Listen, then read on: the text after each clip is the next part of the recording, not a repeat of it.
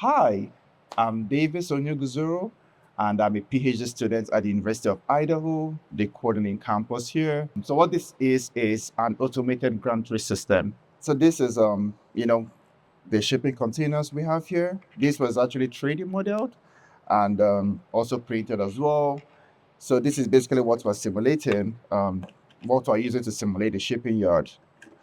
So what this does is it goes to that predefined location, and then this goes down.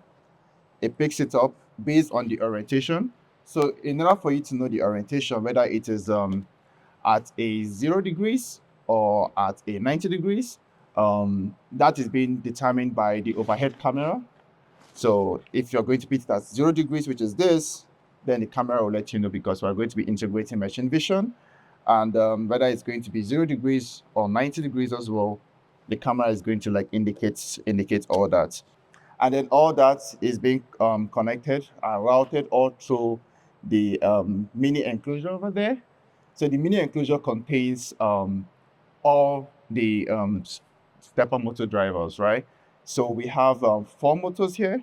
Um, there's one here, two, three, and then 4. This is what we call the closed loop stepper motors. So what closed loop stepper motors means is that you have the encoders mounted directly to the motor itself. So what encoders does is like counting the steps of like, oh, how many moves are we making? For instance, as I move this, the encoder is getting the feedback of like how many steps we're moving, and all that. So we need that feedback to like get precision, because in industrial systems, precision is, I feel, the most important thing. Okay, safety is the most important thing, but precision is also very important.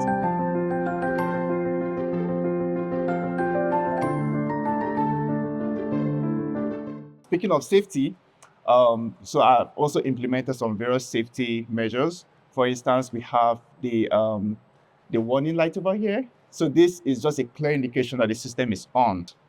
Aside from that, we also have the stack lights here. So the stack lights also tells you the various modes the system is in. Then another safety measure is the e-stop.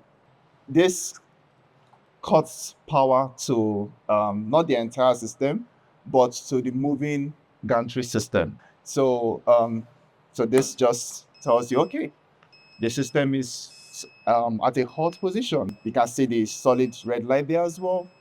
And so that is just a way of having that going. Then let's say, for instance, the system is moving. So we have the system moving, and you press the e-stop, it brings the system to a halt. We also have the electrical side.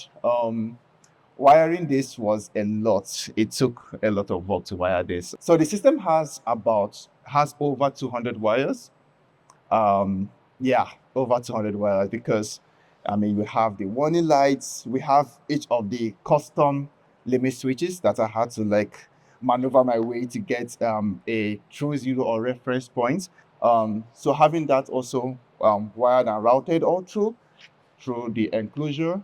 So the enclosure also has all the 4 motors wires all routed all through here, down there, and then routed all through here, straight here. So this is the cabinet. So what we essentially have here is we have the circuit breakers, which is also a safety precaution as well. So once the circuit breaker is broken, the system is going to like trip off, and it's also like a safety precaution to cut power from the entire system. So take for instance, so that cuts power from the entire system. It's just one of the safety precautions as well. Yeah, so this just shows you everything that is going on in the system, so that you know if there's something going wrong or not. We also have the temperature sensor with a probe that I put here. So essentially what this is it measures the temperature of the cabinet itself. It's kind of like a safety precaution as well. You want to know like if the cabinet is overheating, or if there's like a disaster or something. It's a way of like telling you, oh, something is wrong. Let's stop the system, or let's act fast. We also have the Raspberry Pi here. So that is kind of like a data aggregator also.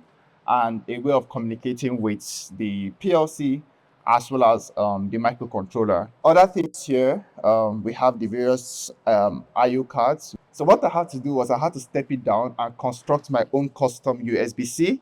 So this was custom made. I had to make this just as a way of like powering it. And it's been working fine so far. So I guess it's good.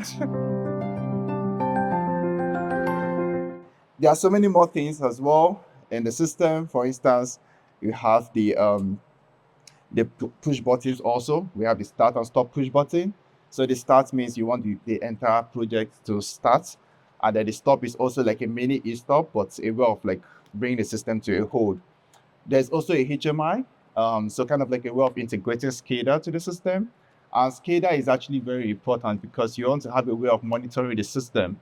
So what is the current state of the system diagnostics, you know, for instance, the HMI design that I'm currently working on as well, which I'm using a real-time operating system to design. So in the HMI, which is kind of like just like an iPad, so what it does is it shows you the current state of the entire system.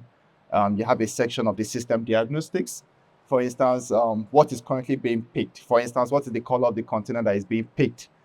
And if this has been cleared out, the HMI is going to also have like a live video feed such that you're seeing everything that is currently happening on the system with the overhead camera, right? And then you can also like control the system with the HMI. So like, let's say for instance, you want to stop the system. It's like a preemptive stop. So this physical stop remains, but there's also going to be a preemptive stop button on the HMI where you can like stop the system just to prevent it from the damage from escalating.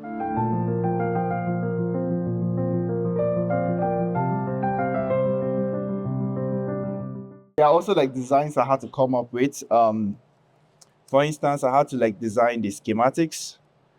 So after we had several meetings, I had to like discuss with James Dawson, and the big boss, Dr. Shovik. So it was more like with Tim, yeah, like what exactly the system going to do, right? So I had to come up with this process flow diagram, a way of like how we're going to like have the various sections integrated and communicating with each other.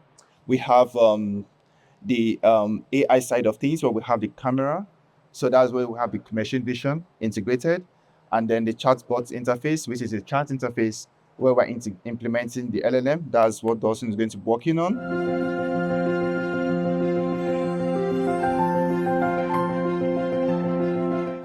So one of the advantages of this system is it can be used as a training platform.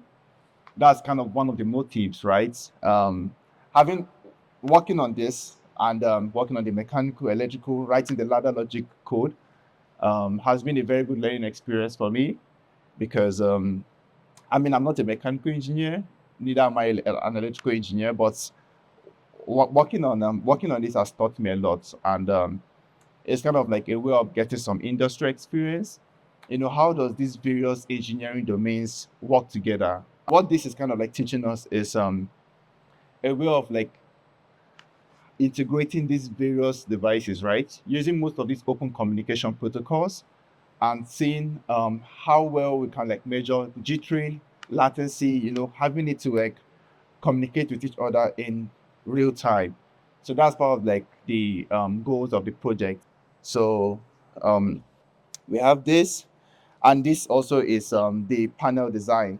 So I had to like take measurements of where I want each component to go, and that's part of like one of the things I had to do because it's a way of like knowing how much space we have and how much space I want to utilize based on the components.